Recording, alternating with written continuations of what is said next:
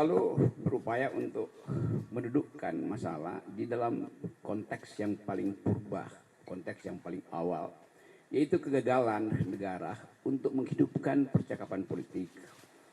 Kegagalan yang disebabkan oleh berbagai macam ambisi yang seharusnya dikanalisasi melalui persaingan politik.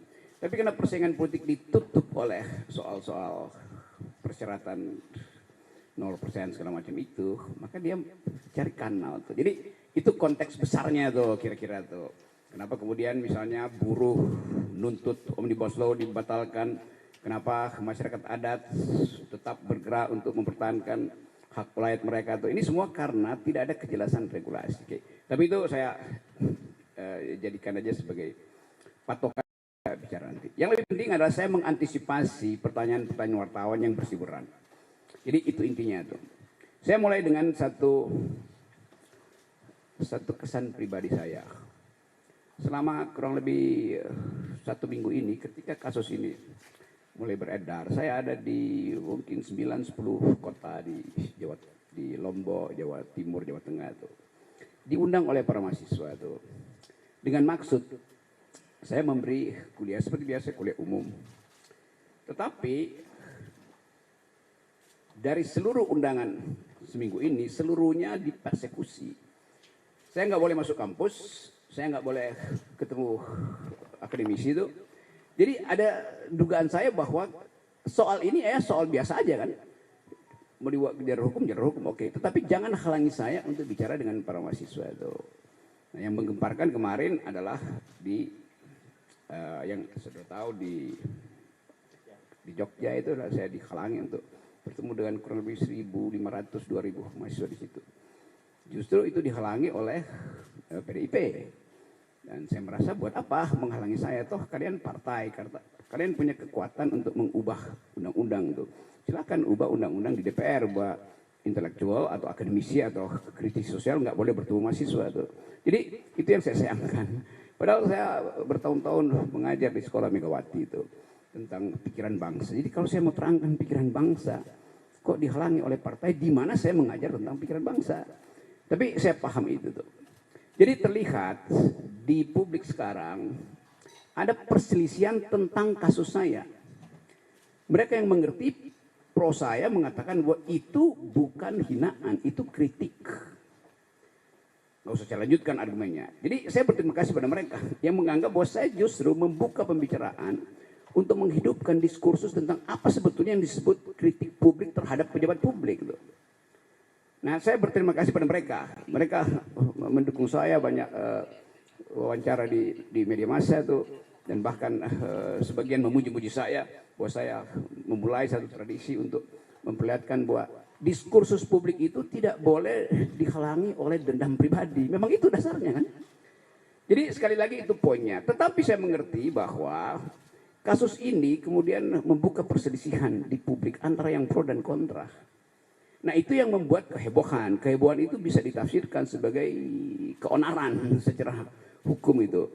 Itu pentingnya kita pahami bahwa sesuatu yang disodorkan untuk dijadikan target keonaran itu bisa disponsor oleh siapapun. Kan itu maksudnya kan. Nah saya minta maaf terhadap keadaan hari ini yang menyebabkan perselisihan itu berlanjut tanpa arah itu. Tentu saya merasa kok ini kenapa nggak bisa diselesaikan secara hukum. Jadi sekali lagi saya menyesalkan bahwa persoalan hukum yang dari awal saya katakan ini adalah kritik saya terhadap Presiden Jokowi yang saya ucapkan dengan sangat tajam dan biasanya saya lakukan itu di mana-mana tuh. Saya tidak mengkritik atau menghina Jokowi sebagai individu, tidak. Karena nggak ada urusan saya dengan Pak Jokowi. Karena itu saya kira Pak Jokowi juga mengerti. Itu yang menyebabkan Pak Jokowi tidak mau melaporkan saya. Kan Pak Jokowi mengerti bahwa yang saya ucapkan itu adalah kritik terhadap kedudukan publik dia, jabatan publik dia. Tuh. Poinnya di situ dulu tuh. Jadi bab pertama saya mau terangkan bahwa di dalam demokrasi persaingan pikiran itu dilegalkan, bahkan dianjurkan. Supaya kita bisa menapis mana yang disembunyikan, mana yang sebetulnya genuine, mana yang sebetulnya palsu. Nah kita di sini belum sampai di situ. Jadi saya paham bahwa kemarahan sebagian pihak itu karena belum bisa membedakan mana kritik publik dan mana dendam pribadi. Saya tidak punya dendam apa-apa dengan Pak Jokowi. Bahkan saya sudah berkali-kali katakan bahwa anaknya Pak Jokowi berteman dengan saya, dia minta kritik, saya kasih kritik loh. Pak Jokowi mantu, saya diundang bahkan undangan VIP, tapi saya nggak bisa datang, tuan. Jadi nggak ada soal di situ tuh. Sekarang pertanyaannya, kok kenapa jadi soal? Artinya ada yang ingin dia bermain di air keruh. Tapi saya mengerti tahun politik pasti ada sifat semacam itu tuh, mengambil keuntungan dari problem ini. Bagian kedua saya mau terangkan khusus terhadap mereka yang salah mengerti apa yang saya ucapkan di forum buruh itu. Saya hanya mengkritik dua hal pada waktu itu. Satu soal IKN, satu soal Omnibus Law. Tolong perhatikan ya. Saya terangkan bahwa saya pro gerakan buruh yang akan demo tanggal 10 karena sudah berbulan-bulan proposal buruh itu diabaikan pemerintah. Bahkan saya terangkan di situ bahwa Omnibus Law itu kemaksiatan politik. Karena menghina hak buruh untuk memperoleh, ya sebetulnya memperoleh pendapatan. Jadi Omnibus Law itu menyingkirkan hak kesejahteraan buruh. Kalau ada dalil, enggak itu bagus. Loh kenapa kalau bagus itu buruh udah berbulan-bulan melakukan demonstrasi itu. Dan kita tahu bahwa undang-undang itu dibolak-balik, udah ditolak Mahkamah Konstitusi, diputar lagi dengan asumsi bahwa itu bisa diperpukan, lalu barang yang sama dijadikan undang-undang kan. Kan itu yang saya sebut sebagai apa permainan semacam itu, masa menipu tuh. Pemerintah menipu kebijakan. Jadi saya memang pro buruh. Lalu dianggap bahwa saya mengompori buruh untuk 10 Agustus. Bukan, buruh itu memang sudah berencana secara periodik untuk demonstrasi. Bukan saya yang kompori. Saya tahu bahwa buruh merencanakan itu dari awal. Dari 2 tahun lalu tuh gerakan buruh kan terus menerus tuh. Jadi apa yang salah di situ tuh? Lalu dianggap saya mendorong makar segala macam tuh. Oke, itu kasus Beli pertama itu, kasus yang menyebabkan terjadinya keriuhan itu. Saya membela buruh di pidato itu. Seandainya saya nggak pidato di situ, mungkin nggak ada soal. Tetapi tentu kekuasaan menganggap bahwa gerakan buruh ini akan mengalami eskalasi tuh. Karena itu, ya oke, dicari cara supaya diaborsi. Ini kasus pertama. Kasus kedua adalah soal IKN. Tiba-tiba masyarakat Dayak menganggap saya menghina adat Dayak. Di mana hinaannya? Saya justru membela hak masyarakat adat untuk tidak dieksploitasi oleh investor Cina. Bagaimana mungkin? Mungkin udah 5-6 kali saya ke Kalimantan diundang oleh universitas, diundang oleh komunitas masyarakat adat untuk minta pendapat saya. Tetap pendapat saya, IKN ini berbahaya secara diplomasi, berbahaya secara geopolitik, dan bahkan berbahaya secara kebudayaan. Karena pasti kalau ada IKN di situ, masyarakat adat akan tersingkir.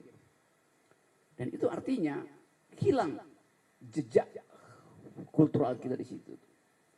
Jadi dari awal saya membela masyarakat adat, Dayak, Banjar segala macam di situ. Jadi kalau ada satu theatrical, ada binatang digorok di situ, saya menyesalkan. Siapa yang provokasi teman-teman Dayak saya yang pernah berkali-kali mengundang saya? Itu soalnya tuh. Jadi soal-soal semacam ini yang mau saya ucapkan untuk menerangkan bahwa saya mencintai bumi Kalimantan karena saya itu bertahan, jangan itu dijual. Pada waktu itu 2 hari sebelumnya kan beritanya Pak Jokowi pergi ke Cina untuk minta investor asing tanam. Bahkan kira-kira Pak Jokowi bilang, udah saya kasih konsesi 180 tahun, Anda tolong buatkan kami ibu kota. Bagaimana mungkin? Itu disebut ya presiden menjual negara. Kenapa mesti tersinggung? Memang faktanya presiden berupaya menjual negara, menjual lahan di Kalimantan untuk dijadikan IKN. Dia udah jualan ke negara-negara Arab, nggak bisa, jualan ke Kanada nggak bisa, sekarang jualan ke Cina tuh. Jadi poin saya di dalam soal itu adalah saya tetap tidak ingin IKN itu dijalankan. Apalagi dalam soal perjanjian. Buat tadinya IKN itu adalah bisnis to bisnis, ya oke itu nggak ada pajak saya di situ tuh. Lama-lama menggerogoti APBN. Pada saat yang sama APBN itu mesti dipakai untuk membackup anak-anak Kalimantan. Harusnya pendidikannya mereka lebih tinggi, stunting tidak terjadi di situ. Kan saya lakukan pembelaan pada masyarakat adat di situ. Oke, demikian juga di tempat lain, di mungkin NTT, NTB itu, di Papua ada orang yang tiba-tiba merasa bahwa tersinggung. Iya, saya minta maaf karena saya menyebabkan kalian berselisih. Nanti diterangkan, apakah perselisihan itu saya yang picu? Bukankah ada forum untuk menyelesaikan perselisihan? Kenapa mesti pakai kekerasan misalnya? Tapi saya menangkap itu bahwa kemarahan itu memang harus diucapkan pertama kali. Dan itu yang membuat saya tetap akan mengatakan bahwa saya akan terus mengambil risiko untuk jadi pendidik demokrasi itu dengan segala macam akibat. Itu soalnya. Yang lain saya tahu di kepala saudara ini tanya soal Pak Muldoko itu. Saya jawab. Di pertanyaannya saya bikin sendiri ya. Kekagetan saya kemudian atau bukan kecurigaan saya bahwa ada kondisian di publik akhirnya secara metodologis saya hubungkan dengan pernyataan Pak Muldoko. Dia marah juga tuh. Saya akan pasang badan. Tentu. Jadi saya bertanya Pak Muldoko ini relawan statusnya juga. Karena bahasanya sama, kami pasang badan. Karena Pak Muldoko itu pejabat publik yang mestinya dengan dingin mengatakan bahwa oke, ada problem, mari kita selesaikan secara argumen atau secara hukum itu. Pasang badan artinya itu bukan bahasa dasar dari seorang pejabat publik kan. Kayak preman itu mau pasang badan itu. Padahal ini pikiran saya yang saya kritik dengan cara yang sangat tajam, dengan bahasa yang saya pilih tajam. Tapi tidak diarahkan pada pribadi Presiden Jokowi, tapi pada lembaga publik yaitu kabinet bahkan yang di dalamnya ada Pak Muldoko. Jadi kita gagal untuk membawa bangsa ini pada percakapan intelektual. Itu dasarnya. Rocky Gerung kan intelektual, kenapa pakai bahasa begituan? Iya, di kampus saya pakai bahasa akademis. Tetapi dalam kritik kebijakan saya mesti pakai bahasa yang bisa dimengerti oleh orang yang berkali-kali diterangkan nggak paham-paham juga. Berkali-kali buruh minta di-review itu nggak ada dipahami. Berkali-kali masyarakat akademis mengatakan IKN itu salah secara konstruksi hukumnya karena mestinya minta izin dulu pada masyarakat adat. Pernah nggak Jokowi minta izin pada masyarakat adat? Tidak. Apa itu bentuk minta izinnya? AMDAL. AMDAL itu adalah hak masyarakat adat untuk mengiyakan atau tidak mengiyakan proposal politik. Pak Jokowi sudah putuskan duluan itu. Baru diminta pembenaran secara masyarakat adat, secara AMDAL. Kan itu cara berpikir yang kacau loh. Jadi saya nggak ada dendam pada Muldoko, pada Pak Jokowi. Saya menganggap bahwa kebijakan mereka harus dievaluasi. Kenapa saya ambil posisi itu? Karena partai-partai politik tidak ada yang bersuara tentang itu. LSM bersuara, publik internasional bersuara. Jadi itu dasarnya tuh teman-teman. Nah, sekarang saya bisa duga bahwa kasus ini akan berlanjut menjadi kasus hukum. Oke, saya terima kasus itu. Jadi poin saya adalah sekali lagi saya garis bawahi. Saya minta maaf karena peristiwa itu membuat perselisihan ini makin menjadi-jadi itu. Itu intinya itu. Dan tentu ini berbahaya di dalam tahun-tahun berikutnya. Kenapa? Karena di belakang kasus ini berbagai macam kepentingan ngincer untuk mengeksploitasi itu. Tapi saya tidak akan berhenti menjadi pengkritik. Itu dasarnya tuh. Jadi sekali lagi, mari saya anggap aja bahwa oke, selesaikan aja kasus ini.